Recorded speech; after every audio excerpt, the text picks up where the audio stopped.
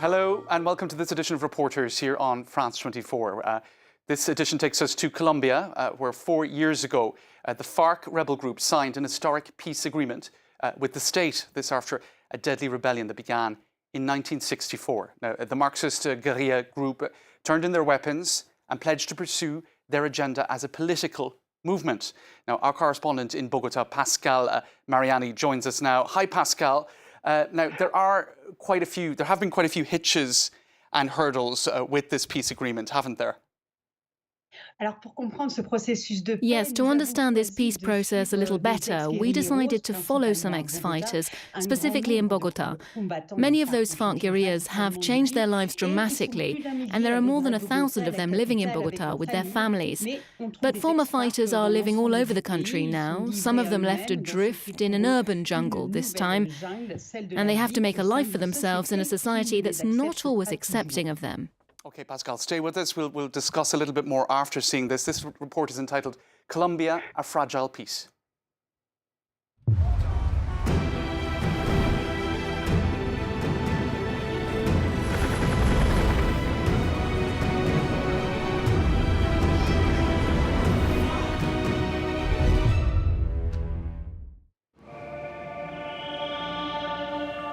This piece of paper contains historical apologies. In the early 2000s, the road that connects Bogota to the eastern plains was a scene of mass kidnappings by FARC guerrillas.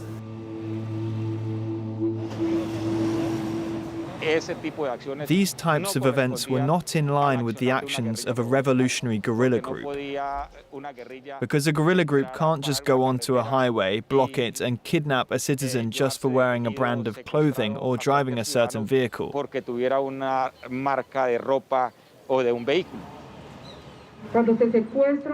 When a person is kidnapped, their whole family is held hostage.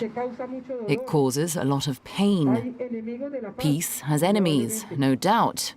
But I say to you, continue your efforts. Since the signing of the peace deal in 2016, the ex-guerrillas have frequently organized acts of forgiveness for their victims. On behalf of all those who participated in the now-defunct FARC, we apologize to every individual and their families who suffered from the practice of kidnapping. These were unjustifiable actions. They cannot be excused.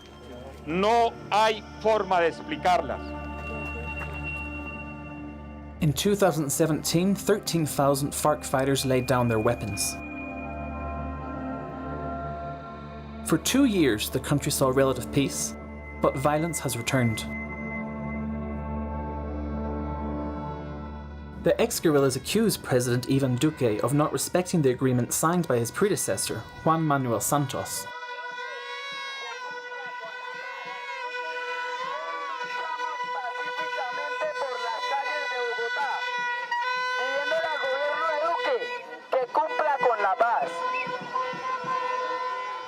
The agreement has 6 main points: comprehensive rural reform, political reform. None of this has been done. Substitution of illicit crops, they are not being done. The only thing that is kind of developing is what has to do with the reincorporation of the ex-combatants, and they are murdering us. More than 250 ex-combatants have been murdered since the signing of the peace deal. The death of Alberto SUAREZ, shot dead on his cocoa plantation, sparked these protests. It isn't yet clear who was responsible. We demand security for those who signed the peace deal. More than 1,000 former FARC members have rebuilt their lives in the Colombian capital. José Zamora, known by his alias CHUCHO, was a leader in the urban militias. From the mountains, he commanded undercover guerrillas operating in Bogota. 2 bodyguards, one a former guerrilla fighter, the other from the police force, accompany him at all times. We didn't achieve our ultimate goal, which was to take power, but we are still in the process of building peace with people and now with our children, which is one of the most beautiful experiences, being able to walk through these spaces with them, despite the fear we have, because we are being killed. In front of the parliament and the presidential palace, the demonstrators have come to demand greater protection and the implementation of the peace agreement. Around the country, the killing of social leaders, human rights activists and environmental defenders has seen a dramatic increase.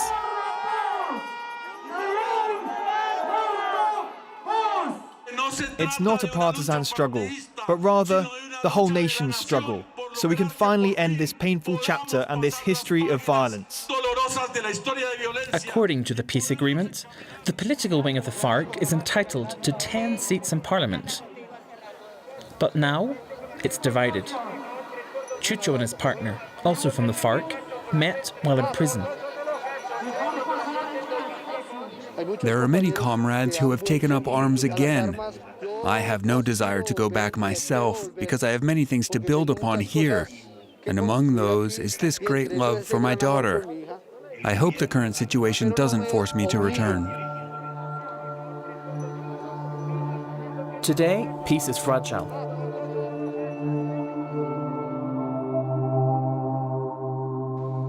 September 2016. In their Amazonian stronghold, the FARC organized their 10th and final conference.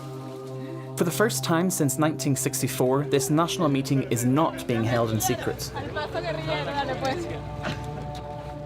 The commanders now appear in public. Iván Márquez was the FARC's chief negotiator during the Havana peace talks. This was the day the government released imprisoned fighters. The man in the blue t-shirt is CHUCHO. He was captured 8 years earlier during a clash with the army. At the conference, the FARC decide to end their armed struggle. Enough of the bloodshed. Let's stop killing each other. We must all build the country together, provided we're allowed to. We're all willing to. The guerrillas celebrate the end of the war like never before. In the months that follow, they move from the jungles to around 20 disarmament zones, where they will leave behind 7,000 rifles. This long-standing conflict has deeply shaped Colombian society. The Center for Memory is in Bogotá's Central Cemetery. In homage to the victims, artist Beatriz González painted thousands of anonymous bodies on graves. There are 8 million victims, 7 million displaced farmers, but there were around 300,000 deaths. The result of more than 50 years of armed conflict that Humberto de la Calle wanted to end. From 2012 to 2016, he headed the delegation of the Santos government during the negotiations. The peace agreement faces opposition from many in Colombian politics. It's a bit of a paradox. Wherever you go around the world, there's admiration for the agreement, for the developments. Yet, in 2018, Colombia elected Iván Duque, a member of the political party of former President Álvaro Uribe, one of the FARC's main enemies. During the presidential campaign, their promise was to destroy the peace agreement. Then, an implementation phase of the agreement took place. But the planned structural changes, which were sort of a roadmap for the country, are frozen.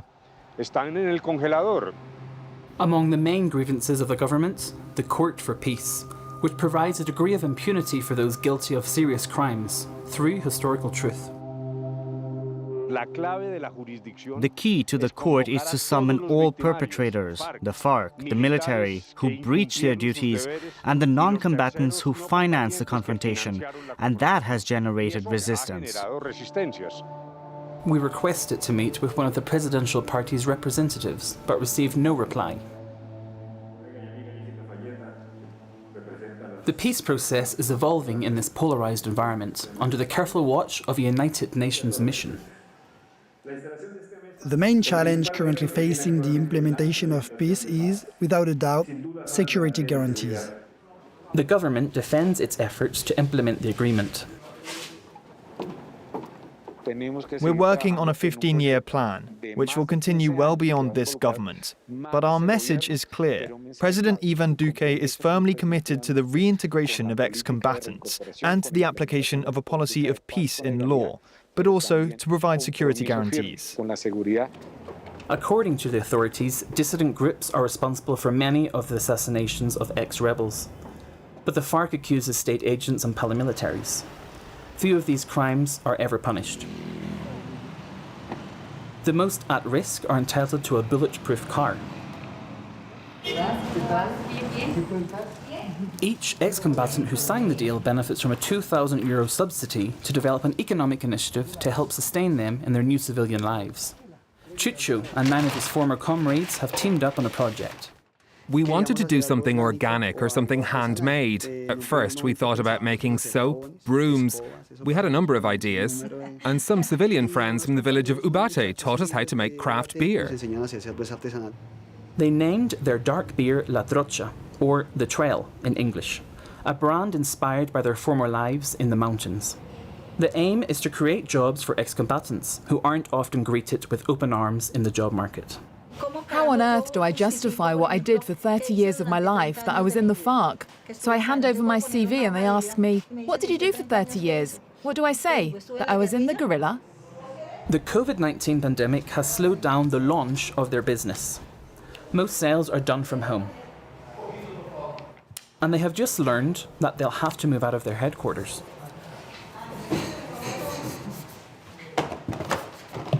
The house is still up for sale and they told us they'd sold it, but it's a lie. It's a sneaky way to get rid of us. The banks are the same. They don't tell you, we won't open an account for you because you're ex-combatants, but they put so many obstacles in our way to ensure we won't be able to. The partners have started a solidarity fundraiser online.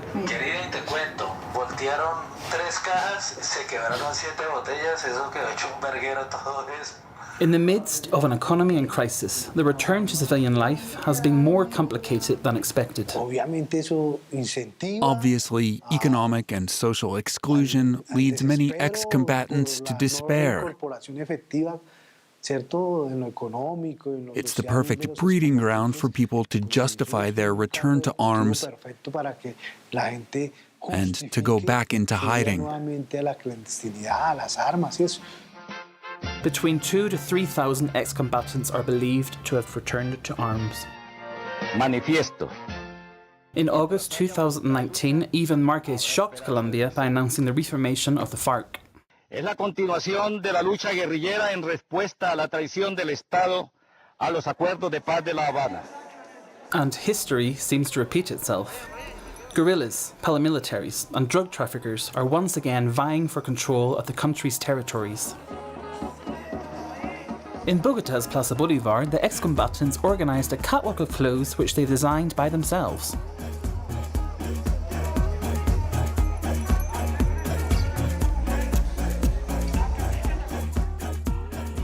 On the stalls, handmade products from different cooperatives.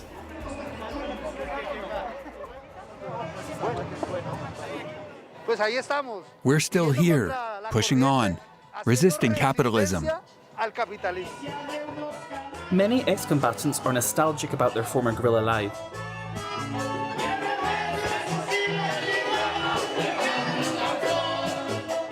Many continue to believe in this uncertain peace, in a society that has, not yet, completely forgiven them.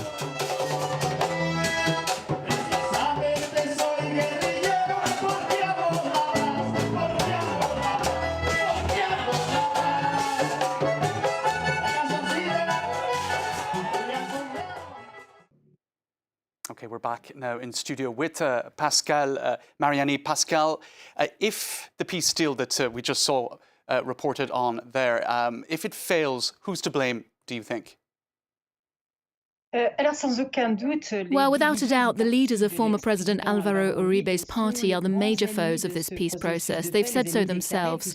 They maintain that they're opposed to any concession towards the FARC, and they have many Colombian people behind them in that respect. It's also the ruling party. The president comes from their ranks, and so it's extremely difficult to apply a peace agreement when the current government's opposed to the very idea of it, and to the social and political reforms that make up the base of this agreement. And even Humberto de la Calle, the head of the negotiators in the government's peace initiative, says he's also angry with the ex-FARC fighters. He says he feels betrayed by the former guerrillas who've taken up arms once again. That's notably the case of Iván Márquez and Jesus Santrich, who are very important leaders within the FARC. In Santrich's case, he was accused of drug trafficking since he returned to armed combat. Then a parliamentary inquiry proved that it was a setup, that it was done deliberately to destabilize the peace agreement. Since then, Santrich and Márquez have retreated to the jungle, which often happens in Colombia, so it's like a soap opera, except that it's a tragic soap opera because the country finds itself once again mired in civil war. Okay, and FARC, which stands for Revolutionary Armed Forces of Colombia, they're rebranding, Pascal, aren't they? Tell us a little bit about why they're rebranding. The FARC party has announced they're changing their name for two reasons. The first is that the acronym FARC is associated with decades of war and suffering for many Colombians, but also because some of the dissident groups who took up arms also took the FARC's name when they returned to combat. So to avoid confusion and to set themselves apart from those armed fighters, the party is now going by the name the Communes. This party has seats in parliament following the peace agreement. That gives them a certain political legitimacy. Here's more from a senator who came from the FARC, who tells us about their place in Parliament. I am a senator of the Republic, a product of the peace agreement. I say that we engage in serious dialogue and work with many political sectors. Of course, with parties allied with the government, especially the Democratic Center Party, there is no way to make concerted action. On the contrary, there is constant stigmatization of our work and former fighters in our territories aimed at justifying those murders. This is very painful. It's also an attack against peace in Colombia. And Pascal, what more do we know about those who have chosen to continue the armed struggle?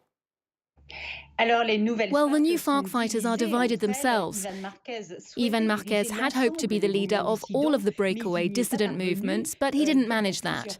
So in many parts of the country, you have two separate FARC groups who answer to different leaders. They're even at war with each other, and according to information from the Colombian authorities, Iván Márquez is presently in Venezuela, where he's being protected by President Nicolás Maduro. So that introduces a regional dimension to this conflict now. Okay, Pascal, thank you for those insights from Bogota, and bravo on your report, Colombia's Fragile Peace. And that brings us to the end of this edition of Reporters on France 24. Do stay tuned, more news coming up next.